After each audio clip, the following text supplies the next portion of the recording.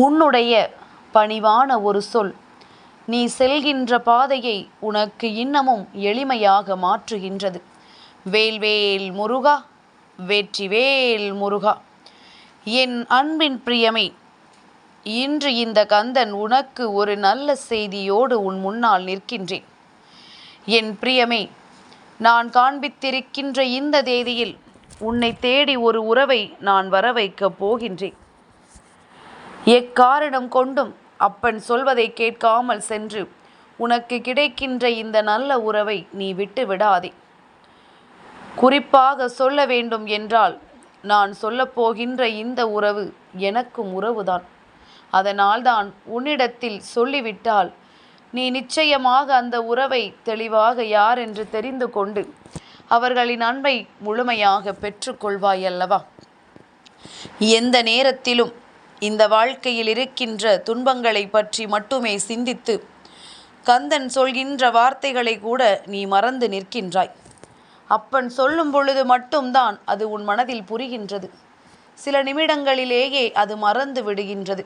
அப்பா, நீ சொல்வது சரிதான், நான் இனிமேல் இப்படி நடந்து கொள்கின்றேன், இதையெல்லாம் நான் பெரிதாக எடுத்து கொள்ள மாட்டேன், சுற்றி இருக்கின்றவர்களை எல்லாம் நான் பெரிதாக கண்டு கொள்ள மாட்டேன் என்று சொல்கின்ற நீ ஓரிரு நிமிடங்களிலேயே மீண்டும் அதையே தான் செய்கின்றாய், மீண்டும் அதையே தான் நினைக்கின்றாய். என்ன நினைக்கிறாய், ஏது நினைக்கிறாய் என்பது பற்றி புரியவில்லை. என் குழந்தை தன் வாழ்க்கையில் தனக்கு நடக்கின்ற விஷயங்கள் அத்தனையுமே தனக்கு சாதகமாக மட்டுமே நடக்க வேண்டும் என்று நினைக்காமல், பாதகமாக நடந்தாலும் அதில் தன் வெற்றி அங்குதான் இருக்கிறது என்பதனை நீ உணர்ந்து விட்டால் போதும். உன்னோடு இருந்து உன் அப்பன் நான் நடத்துகின்ற விஷயங்கள் ஒவ்வொன்றும் உன் வாழ்க்கையில் உனக்கு புதிய புதிய அனுபவங்களை எல்லாம் கொடுத்து கொண்டுதான் இருக்கின்றது. எந்தெந்த இடங்களில் இந்த வாழ்க்கையில் உனக்கு நன்மைகள் நடக்கும், எந்தெந்த இடங்களில் இந்த வாழ்க்கை உனக்கு அதிசயத்தை கொடுக்கும் என்பதனை நீ புரிந்து கொள்ள வேண்டிய தருணம் உனக்கு வந்து விட்டது.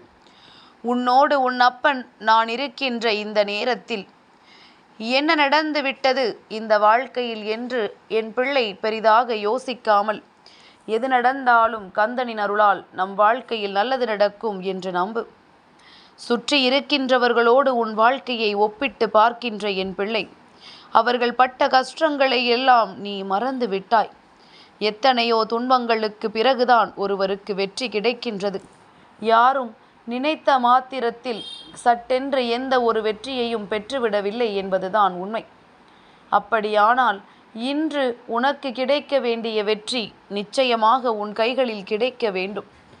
உனக்கு இந்த வாழ்க்கை கொடுக்க வேண்டும் என்று நினைக்கின்ற சந்தோஷங்கள் உனக்கு மட்டுமே நிரந்தரமாக கிடைக்க வேண்டும் என்றுதான் இந்த கந்தன் உன் முன்னால் நிற்கின்றேன்.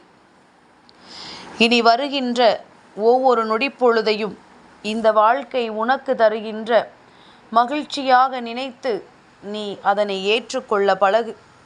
கஷ்டங்கள் வரவில்லை என்று யாராவது சொல்லிவிட்டார்கள் என்றால் இந்த கந்தன் ஒருபொழுதும் உனக்கு இந்த வாக்கினை நான் தரமாட்டேன்.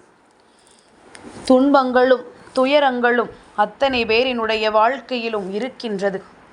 எல்லோருமே ஏதாவது ஒரு கட்டத்தில் இந்த வாழ்க்கையை கடந்துதான் வருகின்றார்கள். உனக்கும் இருக்கின்ற மனது என் குழந்தை சரியாக இருக்குமானால் கந்தன் சொல்கின்ற வார்த்தைகள் எல்லாம் உன் வாழ்க்கையில் அப்படியே பலிக்கும். என்னை பார்க்கின்ற என் பிள்ளை, ஒரு முகமாய் ஆறு முகமாய் இங்கும் அங்குமாய் இணையில்லா பேரமுதாய் தத்துவமாய் இருந்தும் இல்லாததுமாய் எங்கெங்கும் ஒளி வீசும் எண்ணிலா தாரகையாய் எழுந்தருளும் ஒளியே என்னுள் வருவாய் பெருமானே என்று இந்த கந்தனை நோக்கி சொல்லும் பொழுதெல்லாம் இந்த கந்தன் ஒரு நொடி கூட யோசிக்காமல் உன்னை தேடி ஓடி வருகின்றேன். ஆறுமுகனாகிய என்னை என் பிள்ளை மனதார அழைக்கின்ற தருணங்களில் எல்லாம் அப்பன் உன் முன்னால் வந்து நிற்கிறேன் என்பதனை நீ மறக்காதே. தெய்வம் எப்பொழுதுமே தனக்கு பிடித்தவர்களுக்குத்தான் அதிக பொறுப்புகளை கொடுத்து அதன் பொருட்டு அவர்களுக்கு சோதனைகளையும் கொடுப்பார்கள். இதன் முடிவாக அவர்களுக்கு பக்குவமும் நிதானமும் கிடைக்கும். தெய்வம் கொடுக்கின்ற துன்பங்களுக்கு அவர்களுக்கு கிடைக்கக்கூடிய பரிசானது பக்குவமும் நிதானமும் என்பதனை புரிந்து கொண்டால் போதும். உனக்கு துரோகம் செய்து விட்டார்கள் என்பதற்காக ஒருபொழுதும் யாரையும் பழிவாங்க நினைத்து விடாதே. அதை காலத்திடம் ஒப்படைத்து விட்ட பிறகு நீ நிம்மதியாக இருக்க வேண்டும். ஏனென்றால் இந்த காலத்தை போல கொடுமையாக பழிவாங்கக்கூடிய விஷயம் எதுவும் இங்கே கிடையாது. நீ முடங்கி கிடக்கும் பொழுது அந்த முடக்கம் உன்னை சுற்றி கொள்ளும். நீ எழுந்து நடந்தாயானால் வருகின்ற பாதை உனக்கு தெரியும். நீ எதிர்த்து நின்று விட்டாயானால் இந்த வாழ்க்கை உன் வசமாகிவிடும். உறுதியோடும் உண்மையாகவும் போராடுகின்ற என் பிள்ளைக்கு நிச்சயமாக தன்னை வெல்ல யாரும் இல்லை என்ற நம்பிக்கை வந்துவிடும். அப்படியானால் நான் காண்பித்திருக்கின்ற இந்த தேதியானது நாளைய தினம். நாளை இரவுக்குள் நான் சொல்கின்ற ஒருவர் நிச்சயமாக உன்னை தேடி வருவார். இவரினுடைய உறவை பெறுவது ஒன்றும் சாதாரணமான காரியம் அல்ல. அவ்வளவு எளிதில் யாருக்கும் கிடைத்திராத ஒரு விஷயம் உனக்கு கிடைக்கப் போகின்றது. அப்பேற்பட்ட ஒருவரை பற்றித்தான் இந்த கந்தன் உன்னிடத்தில் சொல்லிக் கொண்டிருக்கின்றேன். நாளைய விடியல் உனக்கு என்னவாக இருக்கிறதோ இல்லையோ, நாளை மாலை நேரம் சதுர்த்தியினுடைய இரவாக உனக்கு கிடைக்கப் போகின்றது. விநாயக பெருமானினுடைய உறவு இந்த வாழ்க்கையில் உனக்கு நிலைத்திருக்கப் போகின்றது. கந்தனுக்கு நெருங்கிய உறவு என்று சொல்கிறேன் என்றால் இப்பொழுது உனக்கு புரிகின்றதா? என்னுடைய அண்ணனான விநாயக பெருமானைத்தான் நான் உன்னிடத்தில் சொல்லிக் கொண்டிருக்கின்றேன். இவரும் நானும் சேர்ந்துதான் இப்பொழுது உன் முன்னால் நின்று கொண்டிருக்கின்றோம். நன்றாக பார். அப்பன் என்ன சொல்ல வருகிறேன் என்பது உனக்கு நிச்சயமாக புரியும். கந்தனிடத்தில் முன்னால் வந்து நின்று கொண்டு ஒரு விஷயத்தை நீ சொல்கிறாய் என்றால் கந்தன் ஒரு நொடிப்பொழுதும் அதிலிருந்து விலக மாட்டேன். அதுபோல நீயும் நீ எடுத்து வைக்கின்ற ஒவ்வொரு விஷயத்தையும் தெளிவாக மனதில் வைத்துக்கொள். நேரத்திற்கு தகுந்தாற் போல எப்பொழுதும் என் பிள்ளை நடந்து கொள்ளாதே. உனக்கென வாழ்க்கை இது உனக்கு மட்டுமே சொந்தமான வாழ்க்கை. அடுத்தவர்களுக்கு அடிபணிந்து வாழ வேண்டிய வாழ்க்கை அல்ல இது. அடுத்தவர்களின் எண்ணத்திற்கேற்ப நீ வாழ வேண்டும் என்ற அவசியமும் உனக்கில்லை. உனக்காக என்ன கொடுக்கப்பட்டிருக்கின்றது என்பதனை புரிந்து கொண்டு அதிலிருந்து உன் சந்தோஷங்களை நீ நிறைவாக பெற்றுக்கொள்ள தயாராக இரு.